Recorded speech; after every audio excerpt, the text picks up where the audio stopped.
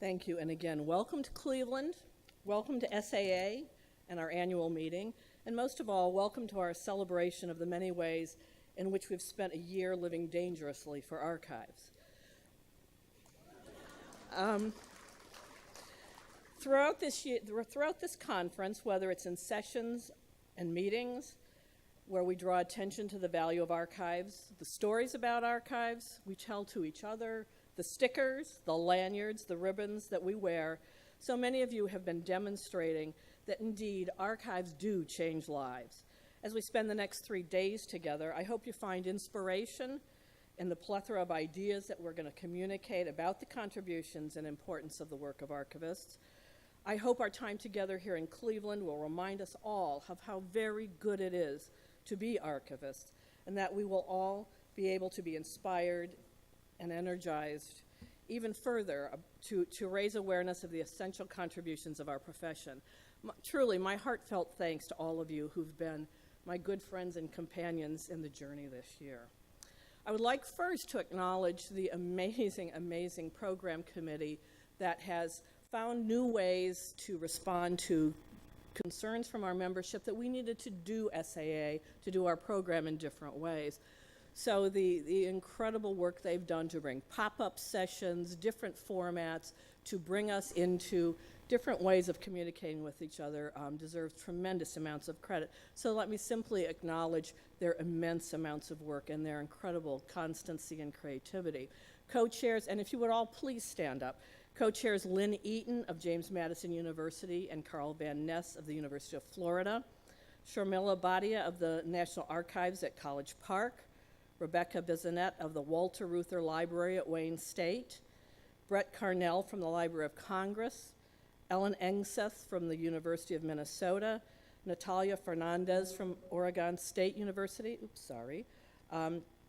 Kimberly Sims from the College of William and Mary, Jennifer Graham from Wisconsin Historical Society, name changes get me, Joshua Youngblood from the University of Arkansas Libraries.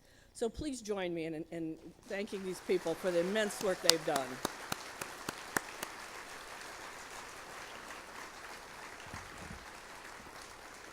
Thank you, and it has been an incredible accomplishment. I can't thank you all enough. During the past year, we've all learned so much about Cleveland beyond LeBron and where he is this week, and the actually wonderful things he has learned to do as he's grown up.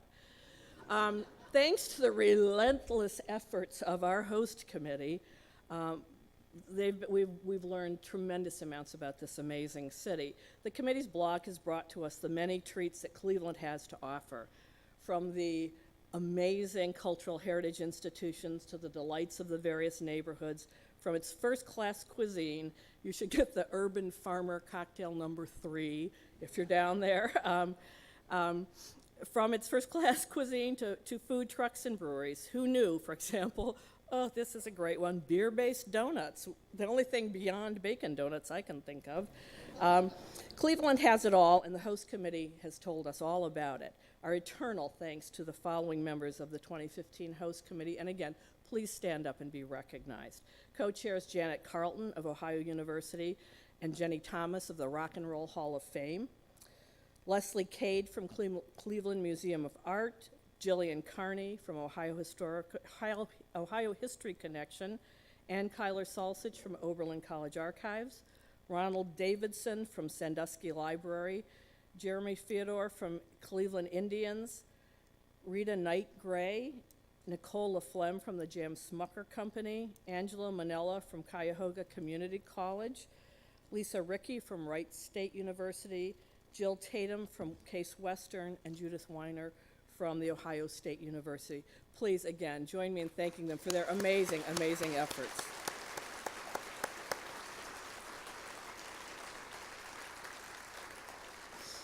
We'd also like to give special thanks to the Cleveland Public Library, Case Western Reserve University, and the Western Reserve Historical Society for very graciously providing us with space for many of the pre-conference courses on Sunday, Monday, and Tuesday that many of you attended. Okay, One of the things we do at Plenary, one for those of you who are new or for those of you who fade in and out every year, as some of us do, is to present some of our awards at each of the plenaries, and then again Friday night at the awards ceremony. The Society of American Archivists is proud this year to celebrate the accomplishments of members and friends of our archives profession. With 21 recognitions, we spread that across the conference at the 3 different awards presentation. Tomorrow during Plenary 2, the Leadership Plenary, will recognize student achievement. And then tomorrow evening at the awards ceremony, we'll salute innovative projects, superior writing, and some truly remarkable people. This morning, we're going to kick off the awards celebration with 2 specific awards, the naming of 3 new fellows and 1 little surprise award. Okay, so let's begin with the J. Franklin Jameson Archival Advocacy Award. This award honors those who promote greater public awareness and appreciation and the support of archives. This year's recipient is Adrena Eiffel Blackburn, a leading advocate for the preservation of archival records documenting African American congressional history. In 2002, she founded the Cultural Heritage and Multimedia Production from Eiffel Doubleback Global Group and has made it her mission to educate Black lawmakers about records retention policies and to enhance public awareness of the benefits of using these records for educational and historic programs.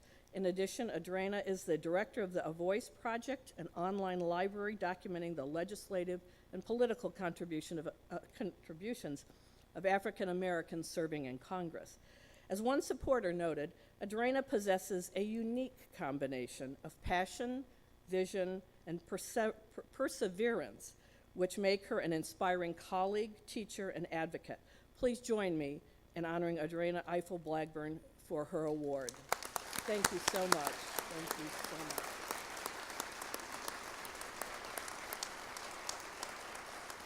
much.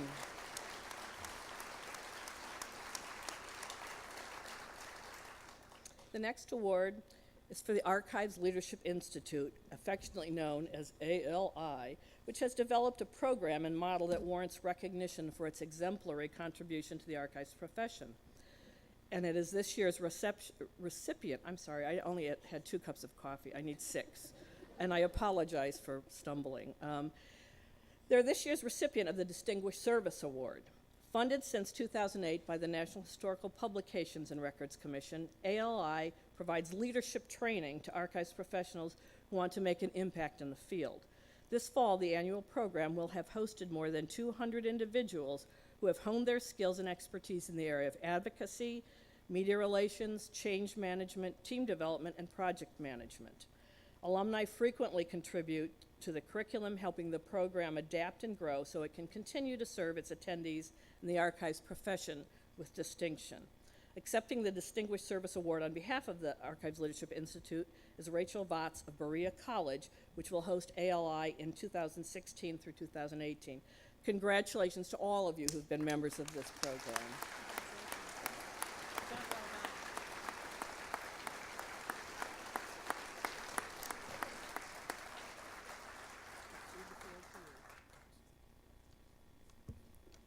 Good morning.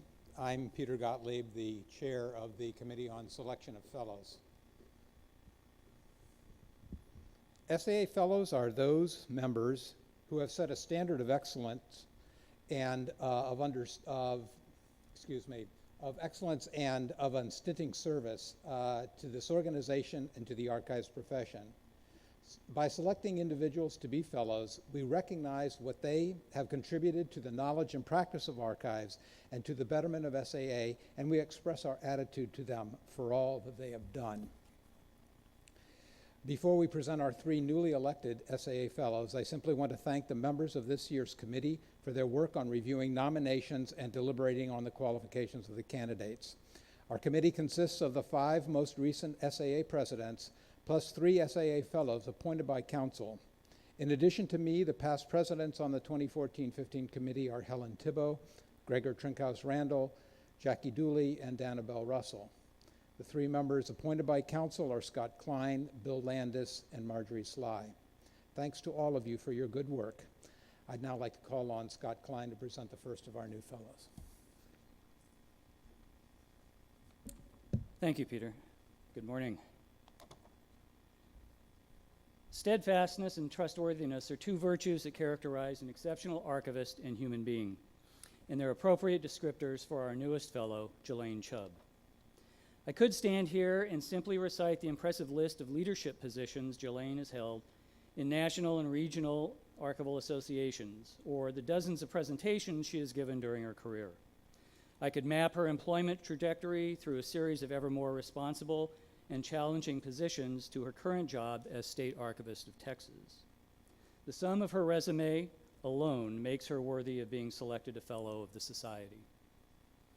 But what truly distinguishes Jelaine is, to paraphrase Martin Luther King, the content of her character. And nowhere is that character better illustrated than in two vital archival functions called out in all of her nomination letters: advocacy and mentoring.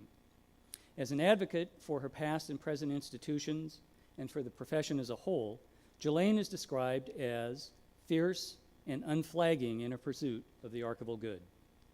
Especially in her positions as state archivist in Ohio and now in Texas, she's excelled in building partnerships with broad constituencies, in developing strategic relationships with elected officials, and explaining the work of the profession to a broader public. Two predecessors in one of her positions commented with a sense of awe and wonder at the success she's had in procuring resources for new staff and programs during times of budgetary retrenchment. The care and nurturing of staff and the general mentoring of young professionals is one of Jelaine's undying passions. She's a powerful advocate for continuing education and professional development for her staff. She's uncanny at turning the workplace into community and motivating staff to become involved in professional associations and, as one letter noted, to reach farther than some of them might have thought possible. I can personally attest to this characterization as Jelaine employs one of my former students. There's no greater archival value than working passionately and effectively to strengthen our future, a task Jelaine engages with seriousness and joy. So please join me in welcoming to the ranks of the SAA Fellows, in the words of her nominators, an archivist of unbounded energy and perpetual motion, the very best of our profession, an archivist's archivist, Jelaine Chubb.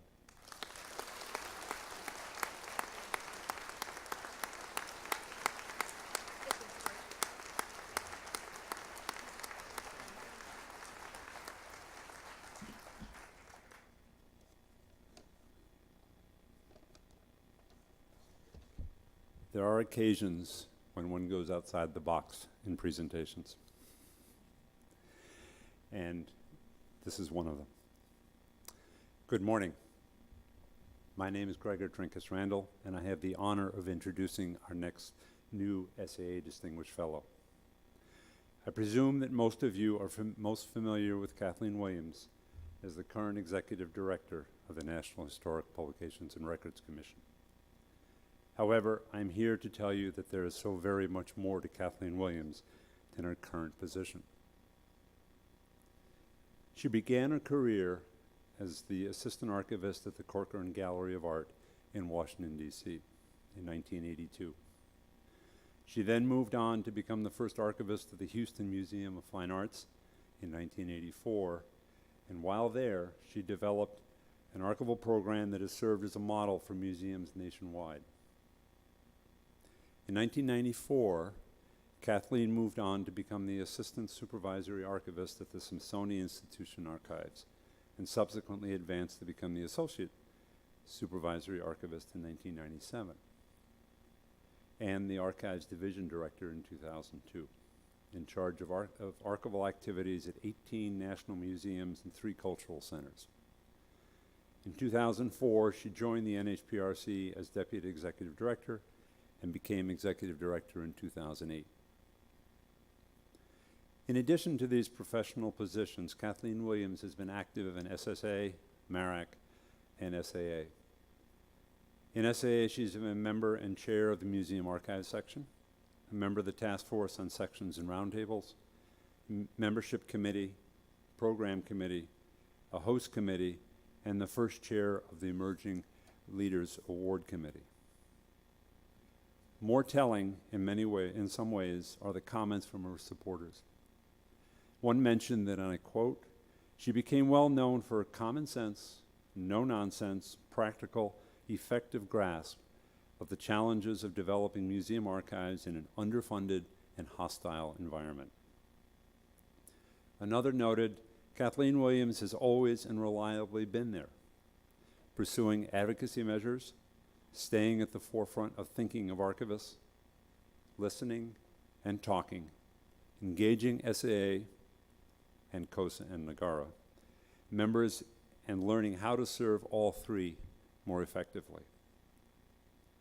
Another stated that Kathleen has had a long and distinguished archival career, marked with impressive achievements in archives administration, writing, service to the archival profession, and culminating in her current position as Executive Director of the NHPRC.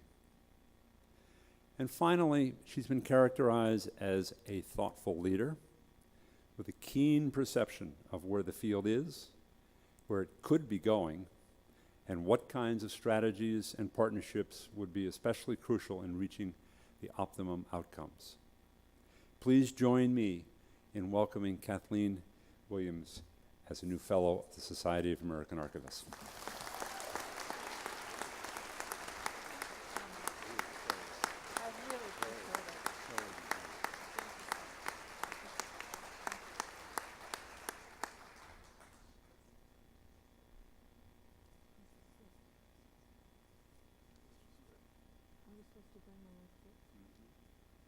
Who has a copy of the script? Nobody has a copy of the script? Oh. Well, I guess I'll ad lib then. I'm extremely pleased to present Kathy Marquis as a new Fellow of the Society of American Archivists. Kathy's nominators really emphasize two things: her leadership and advocacy for reference services and reference literacy, which is key to successful delivery of archives services, and her personal characteristics. Among those personal characteristics are, as with Jelaine, a beloved mentor to many, someone who knows how to bring people together to achieve consensus and to keep them happy along the way. She's described as a skilled negotiator. Damn. I thought I wrote this thing really well, too. There were some quotes in it, and I can't remember all the quotes, but they were, much of it was about wonderfully eloquent statements about her, her development of reference literacy programs. In her most recent position as head of reference services, it was fancier than that, at the Laramie County Public Library. Okay, she's an archivist, and she had a very distinguished career as an archivist, but she followed some guy to Laramie and had to find employment in a place where there weren't many archivists who weren't working for that guy. And so she became a public library director of reference services and transformed their program. The most prominent things that she did there that were noted by one of her nominators were developing community outreach programs. Gosh, what were they all? I mean, services to the elderly, bringing services to children, just all kinds of events out in the community, but raising the profile of the library and letting people know what it had to offer and that it was there for its community. She's described as having a wacky sense of humor.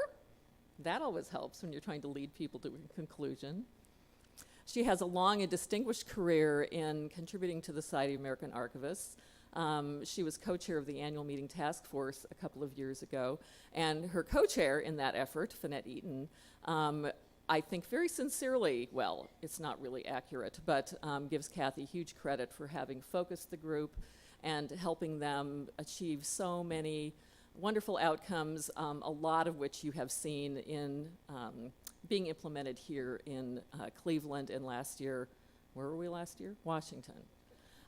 So Kathy, people love working with Kathy. She always brings them to a wonderful conclusion, and they have a good time along the way. So please join me in welcoming Kathy Marquis as a new fellow of the Society of American Archivists.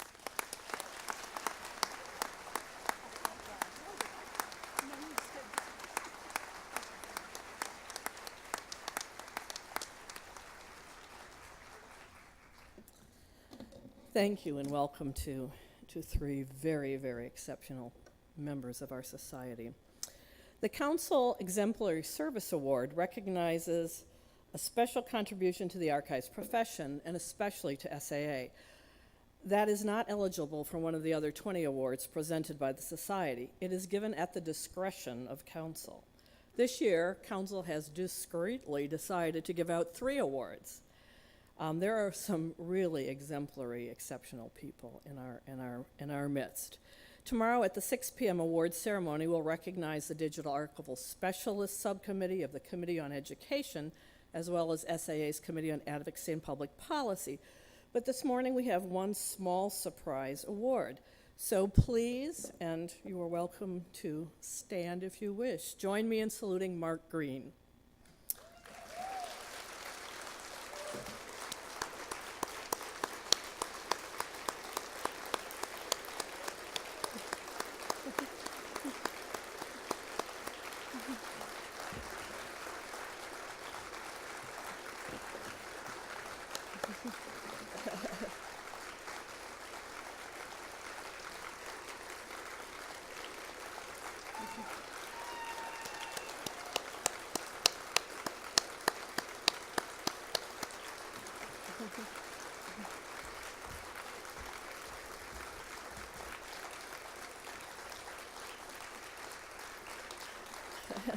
And just to extend the embarrassment for Mark, and the one thing Jackie could not say was that Kathy is an excellent co-conspirator. Whereas Mark Allen Greene has for the past 30 years provided significant and continuous leadership to the Society of American Archivists across its sections, roundtables, committees, and governing bodies, culminating in service as SAA President during 2007 and 8. And whereas Mark Greene has, over the course of his career, made numerous truly impressive contributions to the literary canon of archival science, focusing especially on archival appraisal, but including archival meaning and value, archival ethics, archives management, and arrangement description. And whereas Mark Greene has worked continuously and enthusiastically to mentor, train, and educate a large number of emerging archivists so that they too could achieve the success in archival endeavor. And whereas Mark Greene has consistently and relentlessly demonstrated a vision for the archival profession that has frequently caused him to challenge accepted theory and practice and to champion new approaches and directions, often for the betterment, I would say always for the betterment of the profession. And whereas Mark Greene has, in a too brief career that has been burdened by physical challenges, nevertheless invested himself in this profession to an heroic degree that is admired by so very many of us, his colleagues. Now, therefore, be it resolved that the Council of the Society of American Archivists recognizes, applauds, and heartily thanks Mark Allen Greene for his outstanding service to SAA and to the archives profession.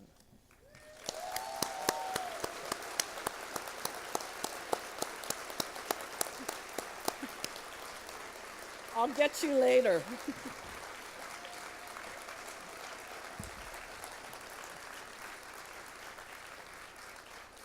There are times when being president is really an epiphanous experience, and it's nice to be able to recognize people who do so many amazing things. Thank you for letting me be here for that. Goal 1 in SAA's ambitious strategic plan focuses on advocating for archives and archivists. Surprise! The ultimate goal is that, and this is true, silly as I act sometimes, it is essential that society values the vital role of archivists and archives. Our Committee on Public Awareness has identified SAA members as our first and key audience as we venture into coordinated public awareness efforts Because the simple truth is that SAA does not have the resources on staff or in its coffers to pay for extensive professional public relations services. But more important, better than any PR agent ever minted, is you, our members. You are our richest resource. You care deeply about what we do. You are who we need to advocate for us. Members, our members, you, our members, can advocate as constituents within your own congressional district. You are members who can interact with your own resource allocators. You are our members who speak to users, community groups, the media, and within our own institutions, communities, and states.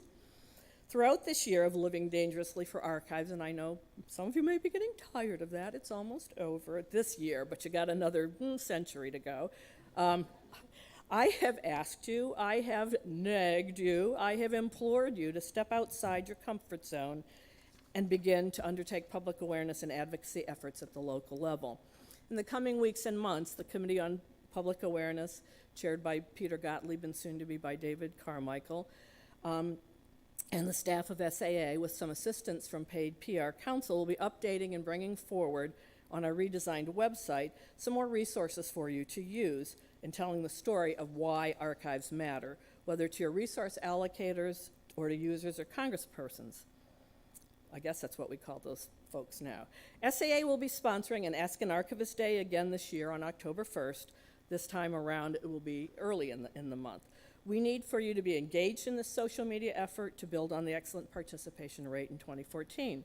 Only by activating our members as the mediums will SAA have the critical mass that we really need to move the needle on public awareness. So if you're all the mediums, which is sort of spiritual, we think the overall message is that archives change lives, and I truly believe archives change lives because they enrich, they connect, they empower, and truly archives have even saved lives. So Archives Change Lives is the theme of the campaign we're launching at this conference, and we are going to show you a video that has been prepared for that campaign.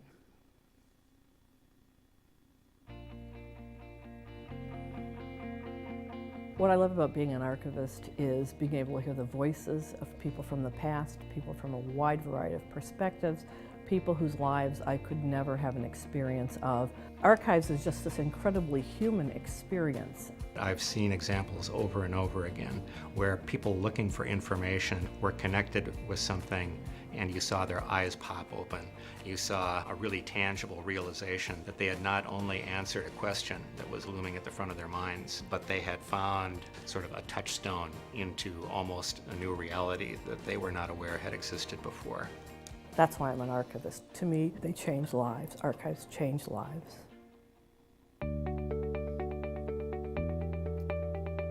Archival materials are really the things that ground us in our culture. They provide connecting points that link us to our history. One of our main duties is to preserve the records that are in our custody, and in those records are the stories, the histories, the legacy of people. Archives take lives and they really make them legacies, and that can be interpreted in a number of ways. But because they're there and these records have been preserved, then they're there for future generations to discover what somebody accomplished. So I often focus on how we preserve lives within our collections.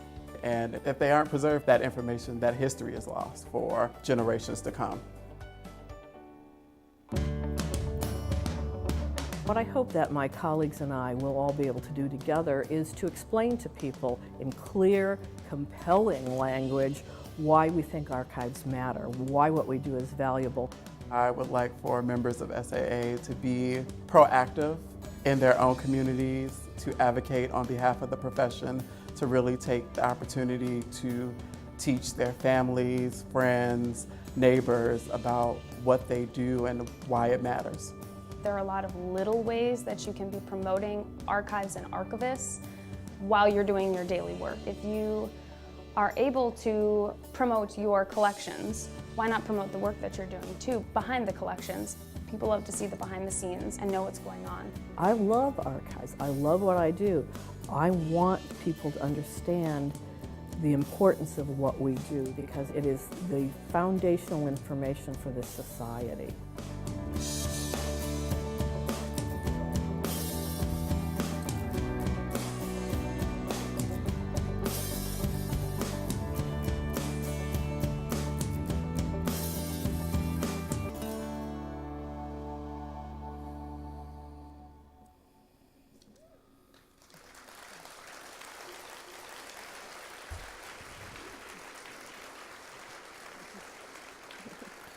And that is probably the only time you will see Stephen Booth or I in plain, bland clothing for the camera. We have gone a long way for you. Okay, so the campaign is directed at you, our own members, right now, because we're relying on you, every one of you out there, to tell the stories about how archives change lives and bring public awareness and bring our public awareness initiative to life. We have a StoryCorps booth on site at this meeting. If you haven't seen it, down at the end of the hall, go talk to the lovely gentlemen down there who are quite calm, which is a change for me. There are 16 pairs of archivists who will be talking about what their work is, why they think archives and archivists matter. We'll mine those conversations for stories that will be posted on our website that you can use as a basis for developing your own. And StoryCorps has that fabulous app where you can go out and you can make the stories yourselves. A critical mass of these stories will enable us to develop a public destination on our website that really begins to tell the stories of archives and archivists in very compelling ways. Our goal is to motivate you to be willing to speak up on behalf of the profession and to provide you with the resources and tools that will help you take this on. Now, the plenary speakers today are near and dear to my heart because they're going to talk about storytelling, and I know that that is sort of the thing these days, but it is the most essential way we transmit knowledge in our culture. Stories change lives. Stories are the way we change lives, and they are not fiction. Stories can simply be the very good way we tell the truth to each other. So this morning we've invited two speakers who will address the issue of several facets of storytelling. I'm going to introduce both of these gentlemen to you and then let them take over and share with you some of the amazing things they know and things they have done. Tom Owen will speak first. Tom is a vice president. They sometimes call them destinologists, which I'm really envious of. I love that term. He's the vice president of PGAV Destinations, which I just bumped into as a company. They do a piece of their website called Storytelling. It Can Change Your Mind, and I encourage you to go look at it. PGAV is a company that works with museums and cultural heritage organizations to design exhibits, experiences that create enduring memories in the minds of their patrons, not just get them in and pay their fee, but really make people connect with the place. PGAV's work is informed by the power of storytelling, and they have the neuroscience to prove it. It is just amazing what they know and what they do. Tom notes that stories about our own experience can actually shape someone else's mind, planting ideas, thoughts, and emotions. Stories might, in fact, be the only way to turn our experience into someone else's, and Tom will be the first speaker. Following him will be Daniel Horowitz Garcia, Daniel is the Atlanta Regional Manager for StoryCorps, which is, as I hope many of you know, a national project to instruct and inspire people to record each other's stories in sound. And if some of you are like me, there are times you have to pull off the road because those stories will bring you to tears on NPR. He has worked for 20 years in nonprofits in the South, organizing around labor, environmental and criminal justice, and anti-poverty issues. In addition, Daniel, who happens to hold a master's degree in history from Georgia State, has worked as a popular educator using history and historical research in educational projects with trade unions and anti-poverty organizations around the country. Please welcome our colleagues and what I hope will be our new best friends, first Tom and then Daniel. Thank you.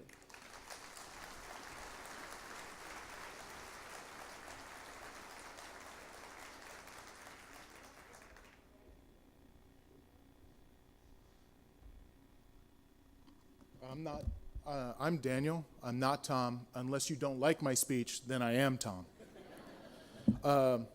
Good God, there are a lot of people here. So I'm actually quite nervous. I've been nervous for a couple of days, and I've done a lot of public speaking, so it's not normal for me to be nervous. But I'm a historian by training and inclination, and you're archivists, so it's like you're my cousins. You know, it's like I'm doing a speech to like 1,000 cousins, family members. And I'm Puerto Rican, so we call this Christmas, basically. So that's you know, be nice to me. We're family. My name's Daniel. Again, not Tom. He's a really nice guy. He's just going after me. And I'm the regional manager at StoryCorps Atlanta. There are 3 story booths around the country, and I'm the one in the South. And I've used, I'm actually older than I look, and I need bifocals, but I won't get them. So I can't see you now. We'll talk about that later if you want. Anyway, I'm a historian by training. I've used oral history in my work, I've because of my research field, my research focus is race, gender, and social movement, and in the late 20th century South. And frankly, nobody studies that much anymore. It's like 1968, we're done, we're going to New York now. So I had to use oral history. But my job today isn't to give you tips about being a historian or using oral history necessarily. It's really to talk to you about, well, to move you emotionally towards engaging others via storytelling. So in short, I'm from StoryCorps, and I'm here to make you cry.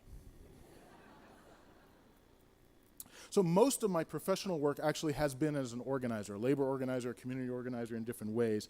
And I believe that experience, which frankly is not very separated from my work as a historian, but my experience as an organizer, I think, will help us a bit in understanding storytelling, and I believe it will help us better understand how archives change lives. Thank you. There are 2 buttons on this, and how much you want to bet I mess this up? Okay, so the reason I talk about that is about my organizing experience is as an organizing campaign, regardless of what it is, whether it's a political campaign or electoral campaign or however you want to define it, is first and foremost about establishing a new narrative, and whoever or whatever does that first usually wins the campaign, right? So as an organizer or former organizer and a historian, I'm here to tell you that no narrative is fixed, that all narratives change, and when they do, amazing things can happen. Like that. Okay. I messed it up on the first slide. Okay. So I'd like to begin by playing a clip because, again, I'm StoryCorps. This is Faye Tenenbaum and Ann Lassoff, and they came to the story booth in May of this year. And this is a conversation between 2 sisters. They're 92 and 93 years old. And this conversation was different. Dave, could you play the audio, You've never please? been to this place. You're living in Atlanta all these years, and you've never been any place in Atlanta. No, I don't go to museums. You like museums. I know they don't get enough publicity, this thing. They do get a lot of publicity, but you don't read the paper, so you don't know. So what am I supposed to do? I don't know. It's your problem. This is something. How are you going to tell people? Well, we sat down, and a nice gentleman was there, and we were talking, and they'll say, well, you talk all the time. What did you have to talk about? Oh, he should only know. I don't know what I'm doing here. And there was a schlep here. Susan took us here. She's wasting a day taking us. Yeah. My sister would like to go to the varsity now. So Anne said, I don't know what I'm doing here 4 times in this interview. They spent 5 minutes of talking about their experience, of talking to other people about their experience. And I was the facilitator for this. I couldn't get them to stop. It took me 10 minutes. At one point I said, okay, we're done. And they went on for another 2 minutes. And so this was just a word salad of an interview that went on for 45 minutes. And at the end, I gave them the release forms. And I told Anne, this is going to happen a lot. But I told Anne their interview would be in the Library of Congress. And she started to cry. Now, she had worked as a writer for decades, a published writer for decades. She gave birth to 3 children. She had 1 grandchild. She had a nephew who was killed in the day trader shootings in Atlanta 10 years ago. But the idea that she was going to be in the Library of Congress made her cry. And I'd like to spend some time this morning talking about why that is. So first, for those who don't know, StoryCorps. StoryCorps was founded in 2003. We have more than 60,000 interviews with more than 100,000 people, and a collection that's archived at the American Folklife Center at the Library of Congress. It encompasses more than 3 terabytes of data. And the more I say 3 terabytes, the less impressive it gets. Apparently, like everybody has terabytes. But that's a lot of data. It really is. So the StoryCorps process is a little different, and you could read about that up there. And for those of you experienced, you know, it's folks talking to each other. Now, StoryCorps Atlanta opened in 2009, and since then, our small staff has recorded more than 5,000 stories with about 8,000 people, give or take. And people come from all across Atlanta, all across Georgia, all across the South in order to share their stories and record their interviews. In Atlanta, we record about 700 stories a year. Half of the interviews come from community outreach. That's through partnerships with community organizations. So really, I think I'm a great historian. I've done great research, but I was really hired for my community outreach background. And that outreach is important because it gets to something interesting. People in the middle of building something, talking about their passion is interesting. So you as archivists talking to other people about what you're passionate about is interesting. Trust me on this. So without community outreach, we wouldn't be able to do what we do. And when that happens, we get some amazing, amazing interviews. And this is one I'd like to play. This is Taryn Jordan and Cecilia or Ceci Science. Dave, could you play the audio, please? I remember feeling just so excited. It's like eating the perfect egg. Oh, God. You know? It was just perfection, and I felt so complete. And I want to like align it with like safety too, because an egg is like super cheap, and I know that I can always afford an egg, which means that I always have just a little bit of access to something pleasurable. And I think by having you in my life, I always know it's going to be amazing and beautiful. You are my egg. So maybe this is completely self-interested, but tell me when you first realized you loved me. I think I realized that when I became really worried about when you came out to your parents. We were in Phoenix together, and you were really sick. And I didn't know at the time, like, I now know that you get extremely sick when you're, like, extremely stressed out. And, like, I was trying to get you all the things that would, you know, make you feel better. And you were still insistent upon going to go see your parents and make the 6-hour drive. I tried to tell you no, like you shouldn't go, but you were, of course, hard set on it and had made up your mind that you were gonna go. And I was really worried about you, and I don't think you checked in with me. So that was like a part of it. Another part of it was when you told me when you came out to your parents and how painful that was, and like that you went and you were sitting in the parking lot of Walmart and you called me and you were just crying. And I just want to make it feel better. And I was in Phoenix, I couldn't do anything. You know, your parents took it so hard. And I think those two instances really marked it really well for me in terms of just like how I felt and what I wanted to do for you. And then like just the impotence of not being able to do anything because I wasn't physically there. So yeah. I have one thing I want to make sure I tell you in this conversation is that when I figured out my sexuality, that I wanted to be in relationship with women, about I think a year and a half before you and I got together, my roommate Matt was like, when are you going to tell your parents? When are you going to tell your parents? And I was like, first of all, I need to get in a relationship first before it becomes real. But I always told him that I would tell my parents when I met someone that was worth it. And as painful as that situation was, as terrible as it was, I wouldn't change a thing. I have no regrets. That was important for me because I loved you and I knew that you were going to be my family.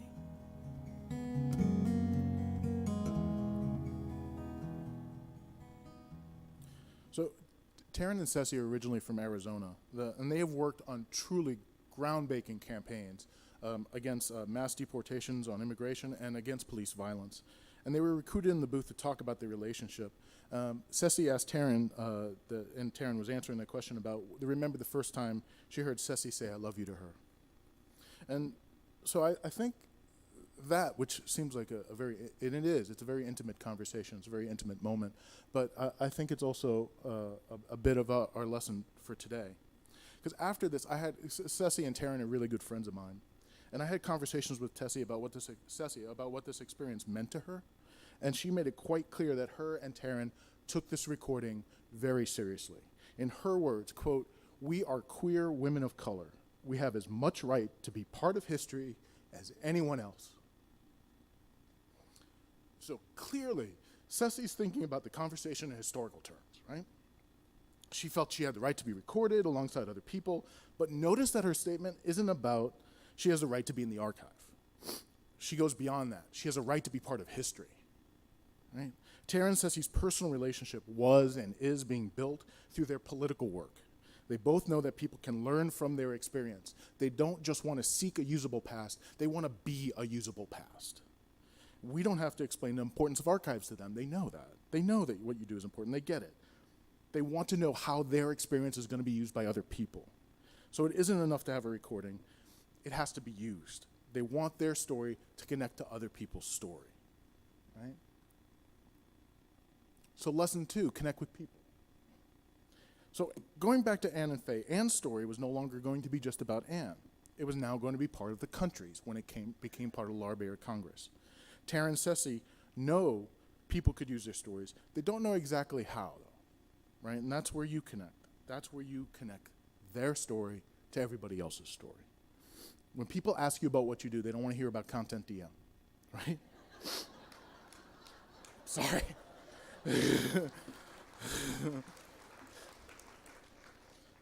Tell them how their life is the story of this country right now. Better yet, show them. Show them by connecting what they tell you with what you do. Anne cried because being in the archives was as far as she could see. She never saw herself as being part of the historical record until that recording. But Taryn and Ceci demand more. You can deliver on both counts. So, I'm sure you've seen this slogan before, be a voice for the voiceless. I hate this slogan, right? People have a voice. They don't need you to talk for them. They need you to help other people hear them, right? Anne was happy to just be part of the collection. Maybe she thought it was a given that if her story was in the Library of Congress, someone would listen to it sometime. Maybe she was emotionally moved about the potential of someone listening to it. But I learned as an organizer that potential energy isn't really potential unless it has a plan. As archivists, you put people's lives in context. Taryn and Ceci know their story is part of this country's story. They have a voice and they use it. They need to struggle to make sure it's heard, that their voice is heard. They need other folks to develop the right ears. When you provide context, you do that. Your work can provide an ear to the earless. People fall in love and they struggle. They struggle while they're in love and they love while they're in struggle. You, 30 years from now, will people know what it meant for a black woman and a Latina immigrant to fall in love while fighting police brutality and mass deportations? Yes, if you help them understand. It's a struggle to be remembered. And you help people in that struggle. Anne knows that, Taryn and Ceci know that. I know that because I'm crying up here like a baby. But I have a certificate in women's studies. I'm totally okay with this. Well,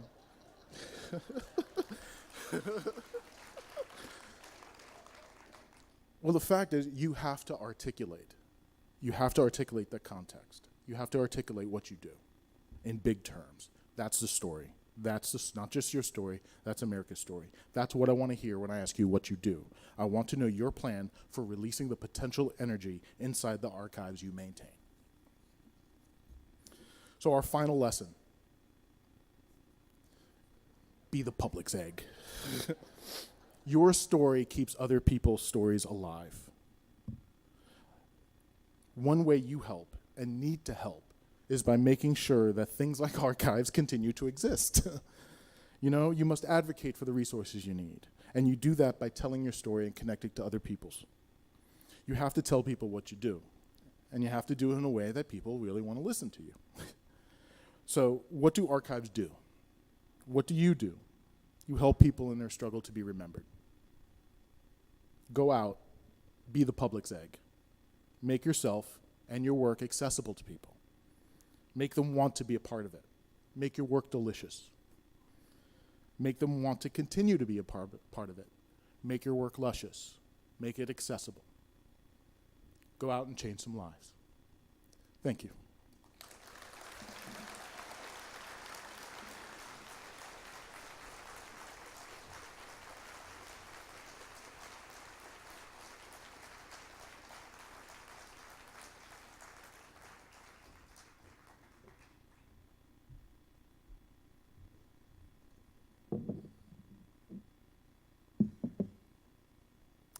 Hi, I'm Tom Owen, and I agree with Daniel. It's a big crowd. Pardon me a second.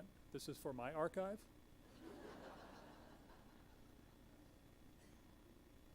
So I don't like doing selfies, but I like doing this. Oops, one more. Didn't like that one. There we go. So that's what it looks like from up here. There's going to be video to show what it looks like looking back at me. So turn off my phone. That's good. So I wanted to start today with a story of my own. Space Shuttle Atlantis rests on Launch Complex 39A, ready to unleash enough thrust to lift the 6 million pounds of spaceship cargo and fuel off the pad and through the atmosphere to dock with the International Space Station. STS-135, the final mission of the Space Shuttle program, the final mission of Atlantis, one of only 3 remaining space-flown orbiters. Memories of Challenger and Columbia remind us that spaceflight is anything but certain. I took this photo. The folks in charge of the Kennedy Space Center Visitor Complex had hired us to design a museum for Atlantis, the only orbiter NASA would keep at its own facility. I was the creative lead for the project, and my responsibilities and privileges with that role included acting as the executive producer for the film crews capturing the final days of the shuttle program. We needed footage in 4K resolution to have the image quality we wanted for the stories we wanted to tell. The gift shop at the visitor complex sells mugs and t-shirts with this quote from Gene Kranz, the famous Apollo flight director: "Failure is not an option." That feeling kept me on edge as I worked with the crews to get through security, check our gear, get to our shooting positions, and wait. We had been working for weeks capturing footage of mission preparation and launches and landings of STS-133 and 134. But Atlantis was our orbiter, and this was our only shot. No retakes. When NASA launched the shuttle to rendezvous with the International Space Station, the launch window only lasted 10 minutes. Because ISS is traveling around the Earth every 90 minutes, 17,000 miles an hour. It's up there right now, but when they launched, they had to make sure they could hit it. Weather had already caused previous attempts to be scrubbed. The day before launch had severe storms and a huge front moving through. I was already making plans to reschedule the shoot and make flight arrangements home. I had taken my son David with me, and a scrub would mean delay by 2 weeks, so he would miss it. The film crews work on a daily rate and have to be notified the night before if we're going to shoot. The crew included 4 cinematographers, 4 assistants, sound, grips, plus large format cameras and equipment. It cost $50,000 a day. And my budget was almost spent. We were at a critical time in the project planning process, and sticking to the shooting budget had implications about our overall ability to accurately estimate costs. If I called the crew and the mission was scrubbed, I had just thrown away $50,000. But if I didn't call the crew and missed the launch, severe storms continued into the night, some of the most amazing lightning shows I can remember. As far as I can see, up and down the coast, because you see the launch pads are right next to the beach. I didn't know that till I started working down there. But just before midnight, the heavens seemed to open up to receive Atlantis. The front dissipated, and we got the word NASA was fueling. Time to give the crew the go-ahead. We would meet at 3 a.m. for security clearance.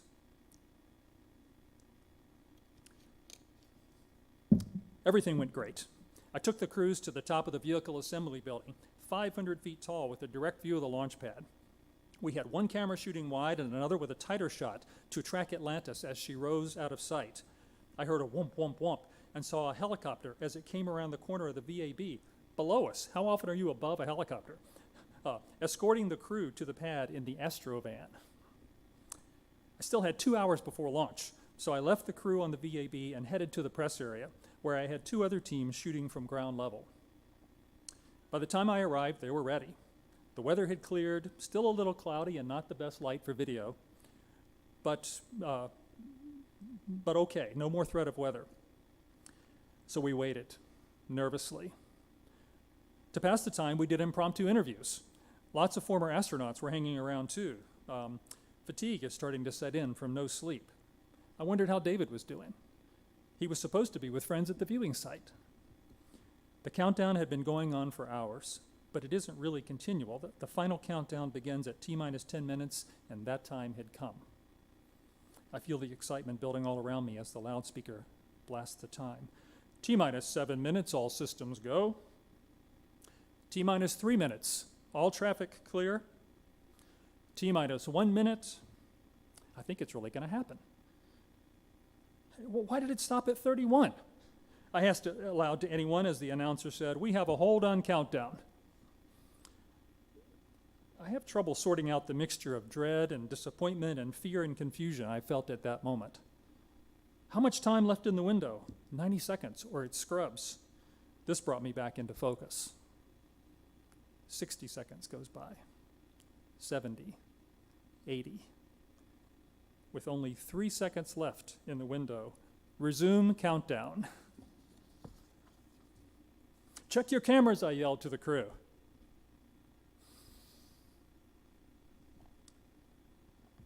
Go on to the next image, please.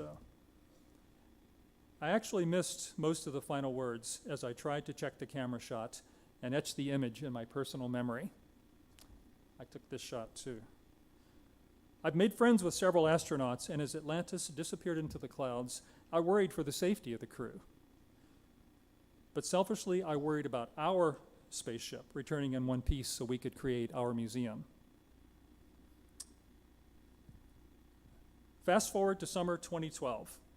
The Space Shuttle Atlantis attraction opened at Kennedy Space Center Visitor Complex. Our team designed the entire guest experience, exhibits, graphics, architecture, media experiences, which earned numerous awards. We were understandably proud of our work and took our entire team to see it. Space Shuttle Atlantis is a perfect example of our work with museums, history museums, science museums, corporate visitor centers, zoos, aquariums, all kinds of things, all these destinations that Kathleen referred to. And we start with strategic planning and go through final design and art direction. But during the process, we pored over the NASA archives and interviewed a lot of people to mine for stories to tell in the museum, including on-camera interviews of over 80 NASA employees or program contractors, so they could tell their story of designing, building, and servicing the vehicles. So why did we publish a book on storytelling? Space Shuttle Atlantis is a very special project, but we have always told stories as part of our work. A few years ago, we realized we weren't really very good at talking about storytelling to each other, to new employees, or to our clients. Maybe you've had a similar situation where you do something all the time, but when you try to talk about it, you find that you struggle. Anyway, we made a conscious decision to create a storytelling culture within our firm, and this book came out of that decision.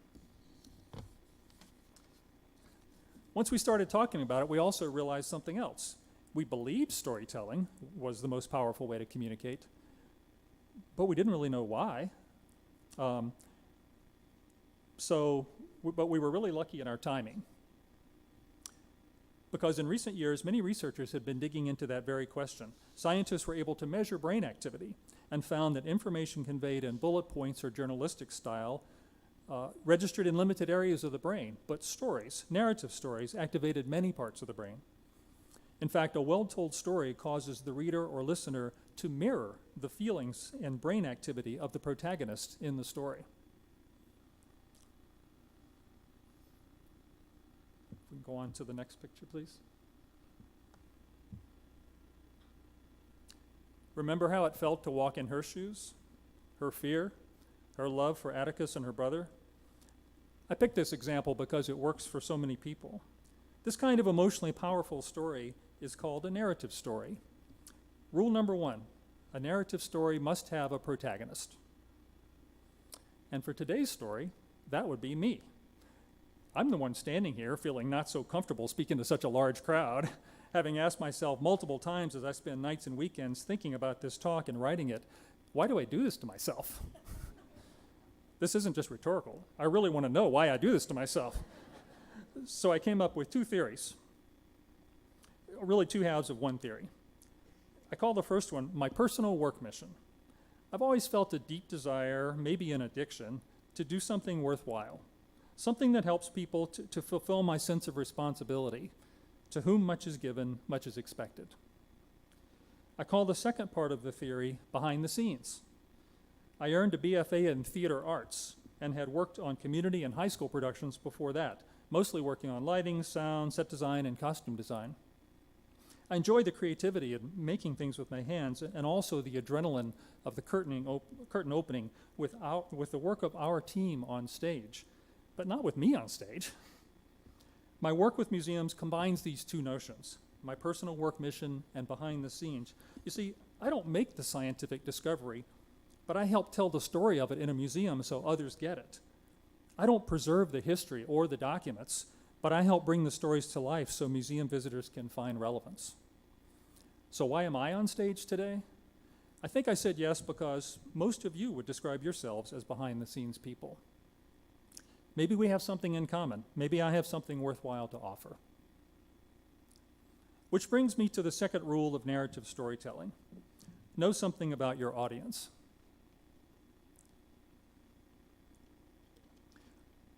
So once I agreed to speak today, again, why do I do this to myself?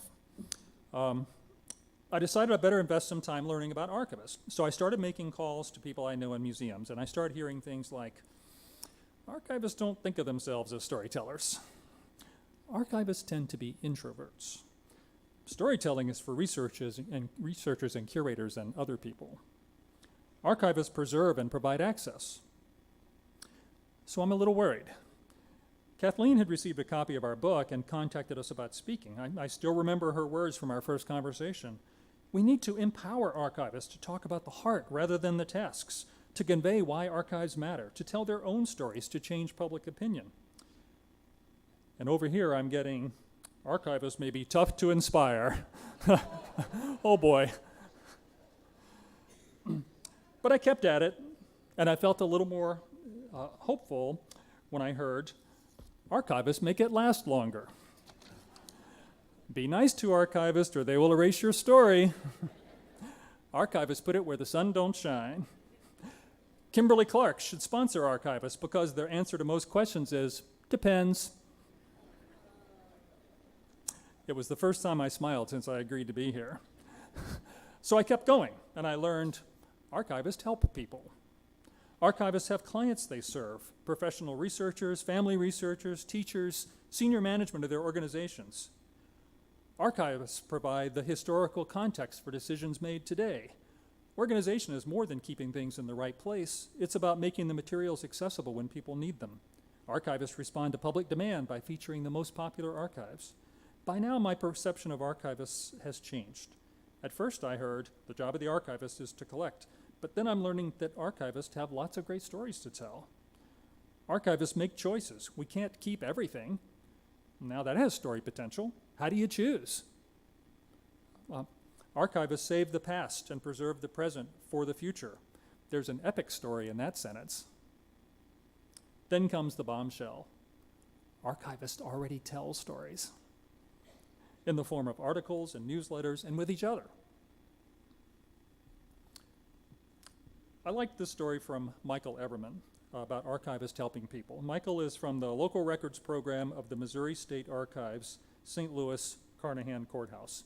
I'm from St. Louis, so I reached out to Michael. So I'm going to share his story with you. Pat, on schedule for your researcher on Thursday? Michael. He's asking for the probate files from 1804 to 1875, basically the extent of our collection. As long as I can avoid too many interruptions, I should be okay. I had my head down working, concentrating when Pat tapped my shoulder. What? I said, a little more impatiently than I meant to. She motioned toward the front desk. A man stood there quietly with a small piece of paper in his hand and uncertainty on his face. I had no idea how long he had been standing there, and with my head still in my project and resenting the interruption, I walked out of my office and toward him. May I help you? I said, still not as friendly as it could have been. He held up the slip of paper and said, I went to the courthouse and they sent me here. By now, I was starting to see him as a person and not so much of an interruption. He wore glasses, had white hair and a mustache, probably in his 70s. He spoke softly. I was hoping to find out about my great-grandmother's funeral. The piece of paper had her name and the date of her death, so I asked him to sit down, and I went into the archives to retrieve the document. Knowing I was on a deadline, Pat helped me find it, and fortunately, we had the actual paper probate estate case file for his great-grandmother. I opened the file and laid it on the table. You can look through it for yourself if you want to, and he nodded appreciation. I returned to my desk, but was able to watch the research area through the window. The man sat quietly and turned the pages slowly. I tried to get my head back into my project, but now it seemed like the interruption. The gentleman turned toward me and, without saying a word, asked for help with his eyes. I explained various official documents like the estate settlement list of heirs, the inventory of personal property and real estate, and various lists of assets, securities, etc., that had been produced by the estate administrator in settling out the accounts and bills. At the back part of the folder, he discovered documents dealing with the final days of medical care for his great-grandmother and the expenses and logistics of her funeral, payments or signatures for the number of carriages and teams of horses for the funeral, casket cost, clothing, gloves for the deceased, opening and closing of the grave, things like that. He sighed and leaned into his hands. When he looked up, I could see tears coming down his cheeks. He took off his glasses and he pointed with the earpiece to the document and said, "She signed right there. That's my grandmother's signature. I've never seen that before." He whuffed a couple more times and then we asked if we could make copies. When I copied the selected documents, including the one with his grandmother's signature, he sat shaking his head, holding both sides of the estate folder open. I gave him his copies and he stood up to walk out. All we could do, no, do you want any more records, I asked? No, I found what I was looking for, he said as he shook my hand and Pat's hand. In a halting, choking whisper, he said, "Thank you for helping me find this. That was my grandmother." He turned and walked out. So all we could do was catch our breath and agree the moment had made our whole week worthwhile.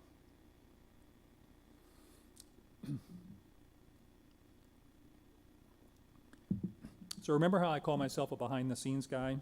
So I like behind-the-scenes stories, like this one from Christine Engel at the Cincinnati Museum Center.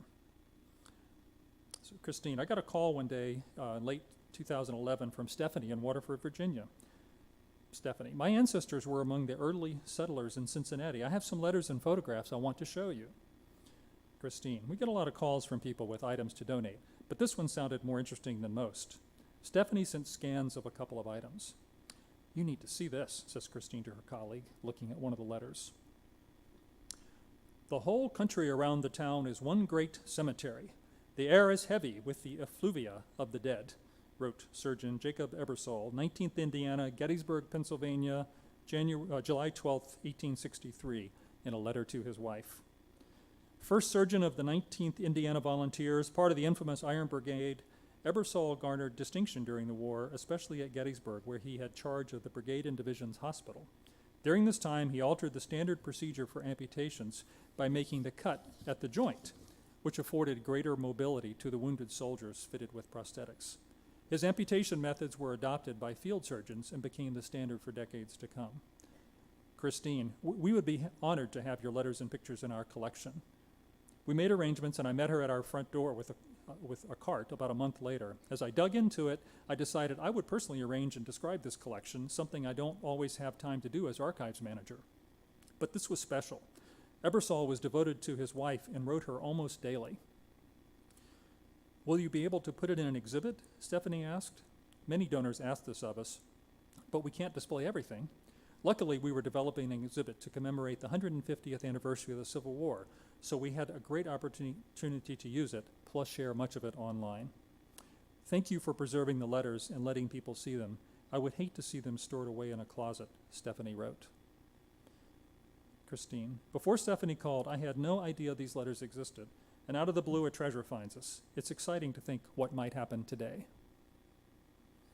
So now I'm starting to get it. Archivists have a sense of humor. They have great stories to tell, and whether they admit it or not, they already tell them. So maybe the best way for me to help, and remember, I have this help addiction, isn't about convincing you to tell stories, but maybe how to tell them better. So to become an archivist, many of you got education and training, and probably not just once, but ongoing. Telling stories well also requires education, training, and practice. Not just once, but ongoing. You can learn rules and narrative structure for written and spoken stories. I already mentioned the first two rules. Narrative stories have a protagonist. Know your audience. Narrative stories must have a protagonist because stories are about people. The protagonist wants something, and the story is about them trying to get it. Drama comes from the challenges they face along the way.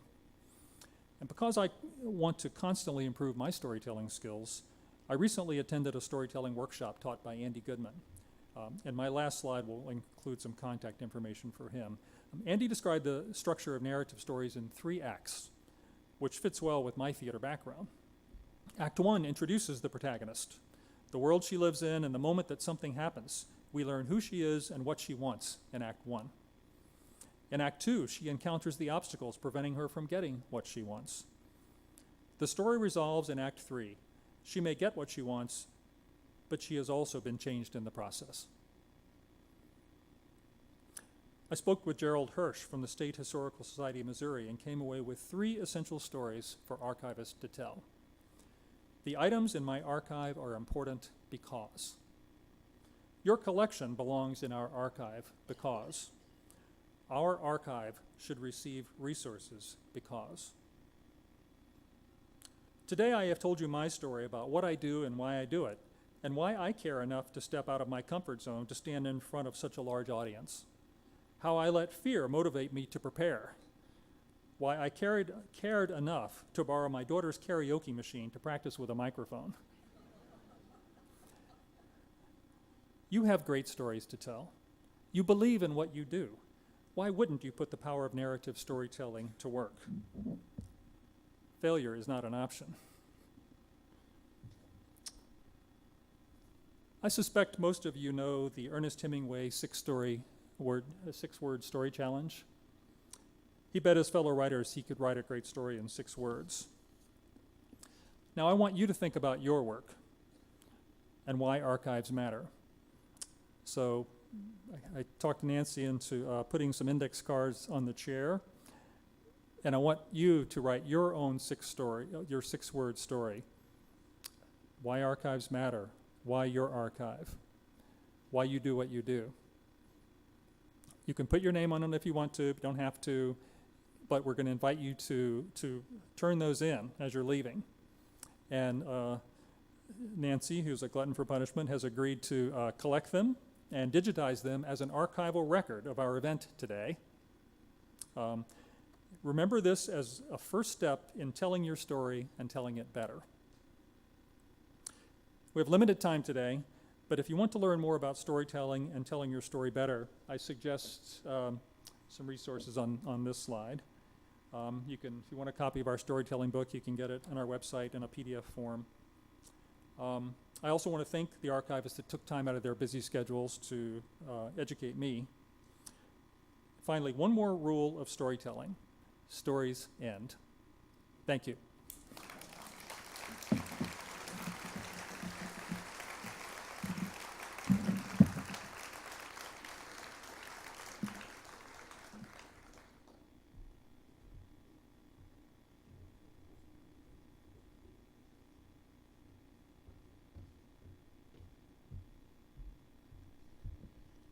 My incredible gratitude to Tom and Daniel for doing everything and 10 times more than I had hoped for. Daniel, I cry all the time, so we can just have a sob fest in the corner.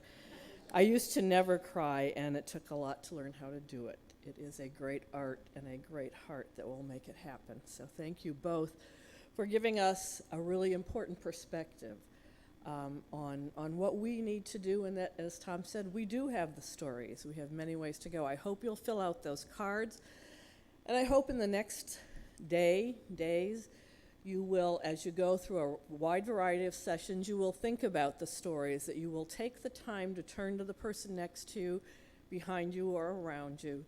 At the reception tonight, at the plenary tomorrow, I hope you all come, at other parts of the meeting, please take that extra step to reach out and tell your stories.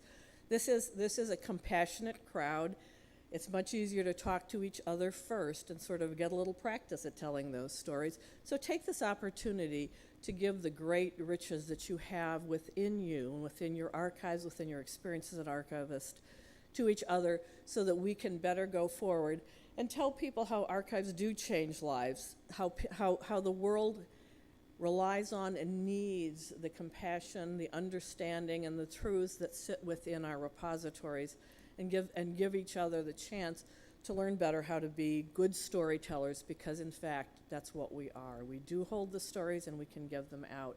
I hope you have a fabulous time over the next several days. I hope you will take time to congratulate our awardees and to talk to each other about the incredible resources in archives, and go fill out those index cards, and please turn them in. We would love to share your stories with each other. Thank you and welcome again to Cleveland. Let's go out there and make it happen.